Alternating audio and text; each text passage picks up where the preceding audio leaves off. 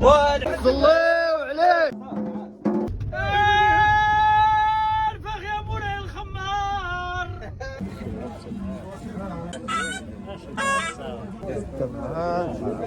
هيدا اطلق يدك.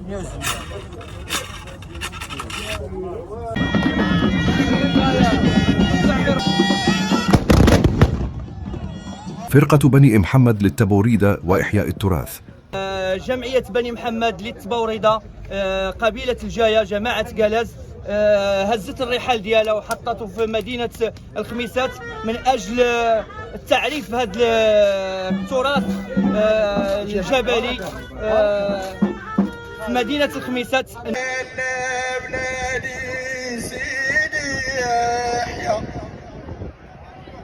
فيها الزين يتسارع.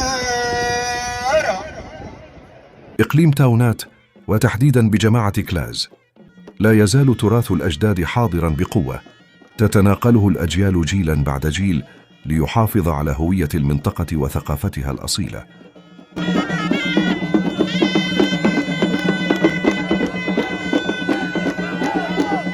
ومن بين أبرز حراس هذا الموروث العريق تبرز فرقة بني محمد للتبوريدة وإحياء التراث. الناس يعني الإقليم ديال الزمور ما كيعرفوش هذا النوع ديال التبوريدة، وحنا الحمد لله غادي نعرفوا به في مدينة الخميسات، التي جعلت من الحفاظ على هذا الفن رسالة ومسؤولية، إيمانا منها بأن التراث ليس مجرد ماض يحكى، بل هو هوية تعيش في الحاضر وتصنع المستقبل.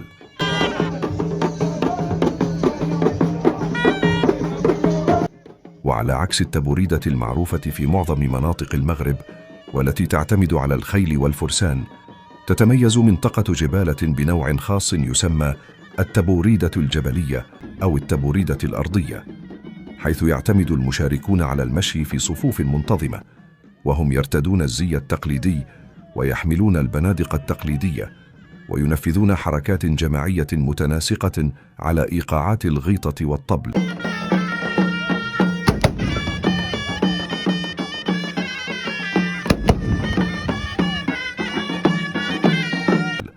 قبل إطلاق البارود في مشهد يجسد الشجاعة والانضباط وروح الجماعة.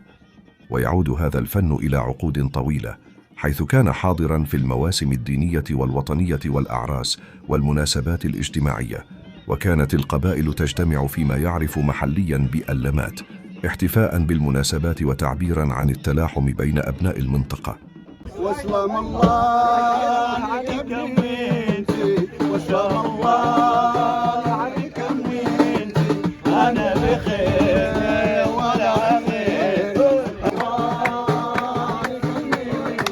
وتعتبر فرقة بني محمد للتبوريدة وإحياء التراث من الفرق التي تواصل إحياء هذا الإرث من خلال مشاركاتها في المهرجانات والتظاهرات الثقافية، وعلى رأسها مهرجان كلاز للتبوريدة الجبلية، الذي أصبح موعداً سنوياً يجمع فرق التبوريدة الجبلية وسربات الخيل في احتفال يعكس غنى التراث المغربي وتنوعه.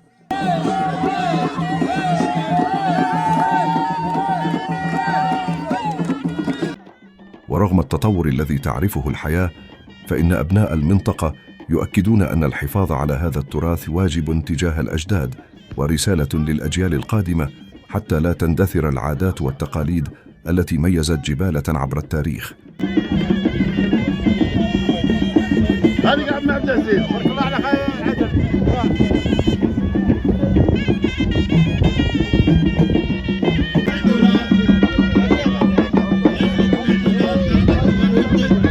ولا تقتصر التبوريدة الجبلية على استعراض البارود فقط، بل تحمل في طياتها قيماً نبيلة مثل الشجاعة والانضباط والتعاون والاحترام والاعتزاز بالهوية المحلية. إن الحفاظ على هذا الموروث مسؤولية مشتركة بين الجمعيات والفاعلين الثقافيين والسلطات المحلية.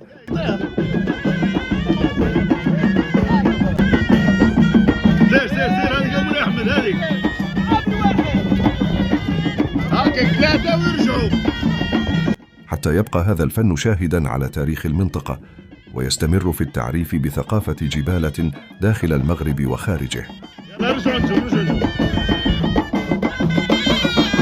فرقة بني محمد ليست مجرد فرقة فلكلورية، بل هي مدرسة للحفاظ على الذاكرة الجماعية وجسر يربط الماضي بالحاضر، ويؤكد أن التراث الأصيل سيظل حياً ما دام هناك رجال ونساء يؤمنون بقيمته ويعملون على نقله للأجيال.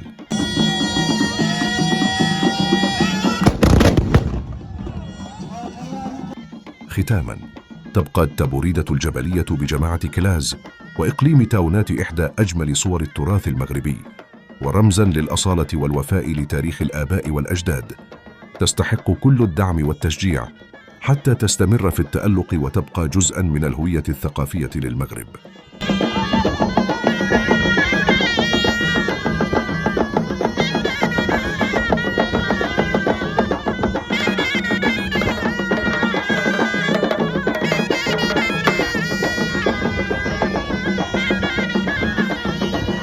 وان شاء الله كنتمناو نكونوا عند حسن الظن، ونتمناو اننا نمثلوا القبيله ديالنا احسن تمثيل والجماعه ديالنا اللي هي كالاس.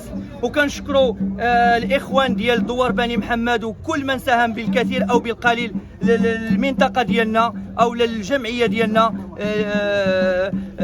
اللي تحمل عباء السفر وجا عندنا من الصخيرات، من قنيطره، من الخميسات، من فاس، من سلا. الناس كاملين ديال بني محمد اللي جاو عندنا كنشكروهم، وتحياتي لكم جميعا.